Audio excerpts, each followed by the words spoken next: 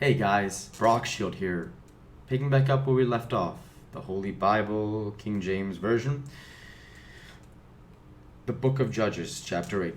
And the men of Ephraim said unto him, Why hast thou served us, that thou calledst not, when thou wentest to fight with the Midianites? And they did chide him with him sharply.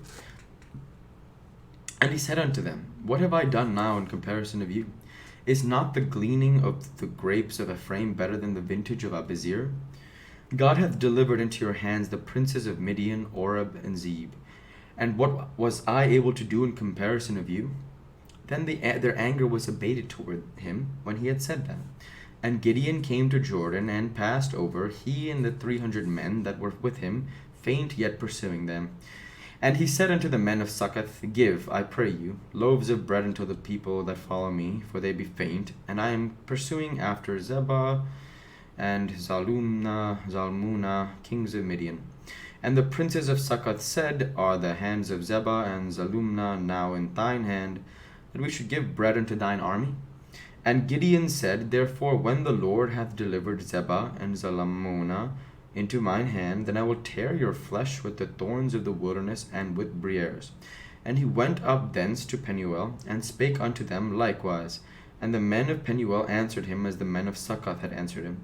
And he spake also unto the men of Penuel, saying, When I come again in peace, and I will break down this tower.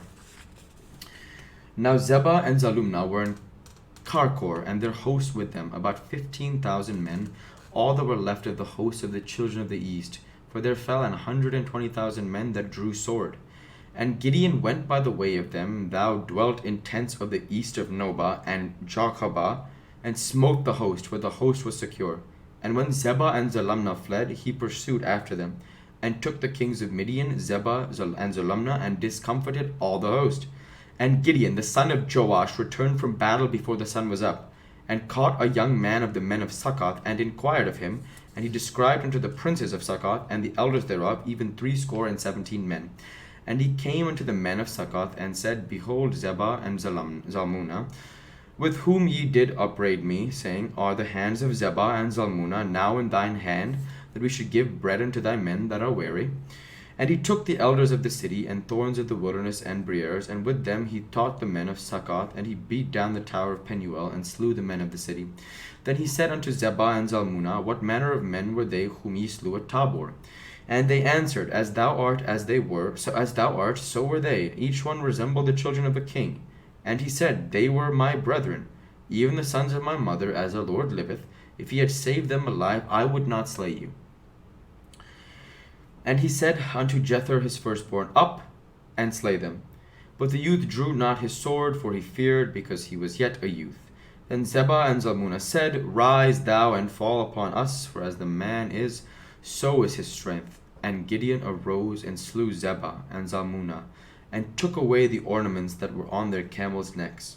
Then the men of Israel said unto Gideon, Rule thou over us, both thou and thy son's son also, for thou hast delivered us from the hand of Midian. And Gideon said unto them, I will not rule over you, neither shall my son rule over you, the Lord shall rule over you. And Gideon said unto them, I would desire a request of you, that ye would give me every man the earrings of his prey. For they had golden earrings, because they were Ishmaelites. And they answered, We will willingly give them. And they spread a garment, and did cast therein every man the earrings of his prey.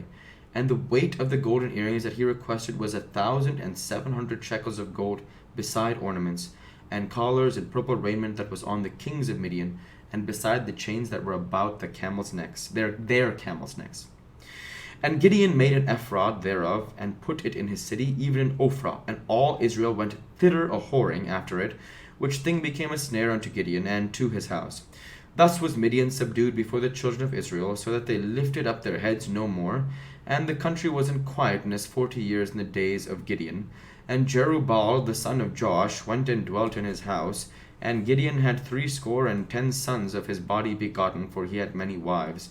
And his concubine that was in Shechem, she also bore him a son, whose name was he called Abimelech. And Gideon the son of Joash died in a good old age, and was buried in the sepulchre of Joash his father, in Ophrah of the Abiezrites. And it came to pass, as soon as Gideon was dead, that the children of Israel turned again and went to whoring after Baalim, and made Baal-berith their god. And the children of Israel remembered not the Lord their God, who had delivered them out of the hands of their enemies on every side. Neither shewed they kindness to the house of Jerubbaal, namely Gideon, according to all the goodness which he had shewed unto Israel.